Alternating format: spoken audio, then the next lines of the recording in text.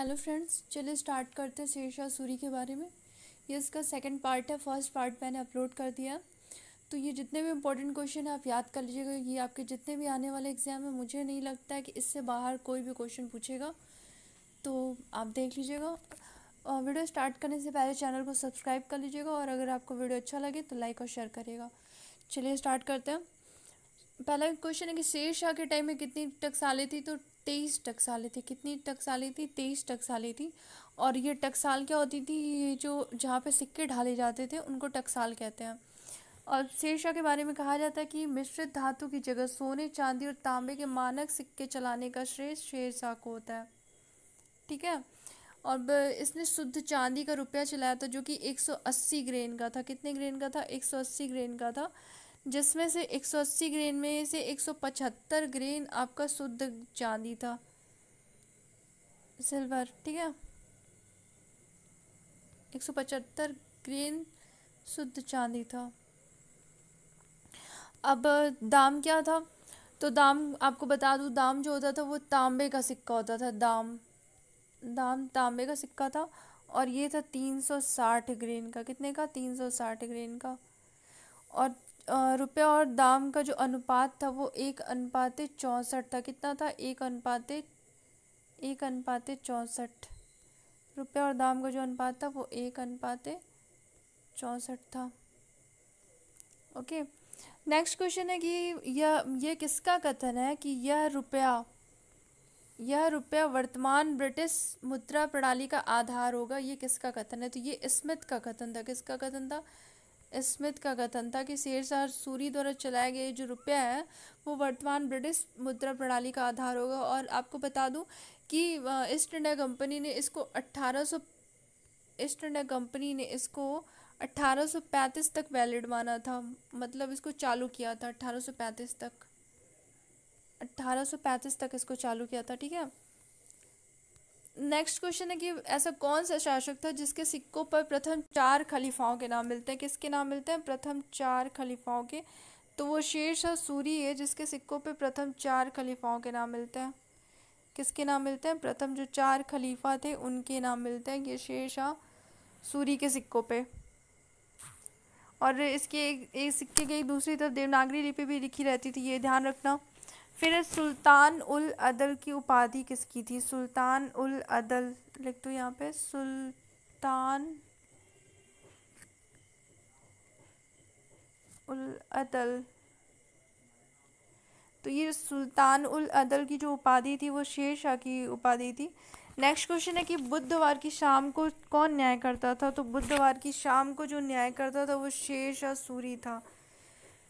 बुधवार शाम में करता था, यानी कि सुबह में नहीं करता था। ठीक है। बुधवार की शाम को जो न्याय करता था वो शेरशाह सूरी था। नेक्स्ट क्वेश्चन है कि दाने लंगर यानी कि भोजनशाला की स्थापना किसने करवाई थी? तो ये शेरशाह सूरी ने करवाई थी।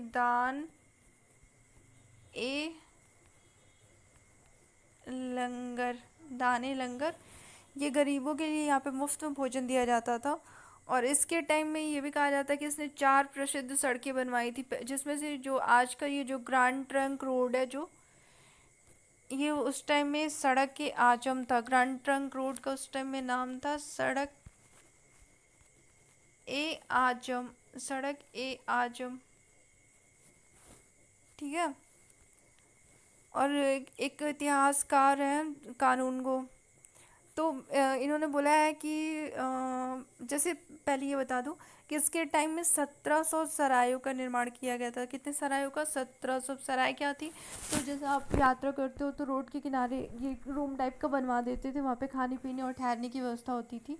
और सरायों की जो खासियत होती थी कि यहाँ पे हिंदू मुस्लिम अलग अलग रसोइया थी, यानी कि जिस संप्रदाय के व्यक्ति होते थे उस संप्रदाय का रसोइया उनके लिए भोजन बनाता था।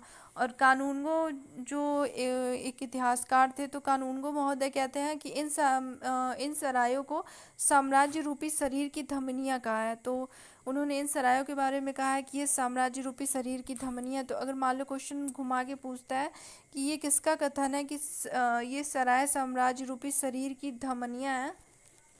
धमनियाँ यानी कि वेन नस तो ये कानूनगो महोदय का कथन है, ठीक है। और इस किसका कथन है? कानूनगो,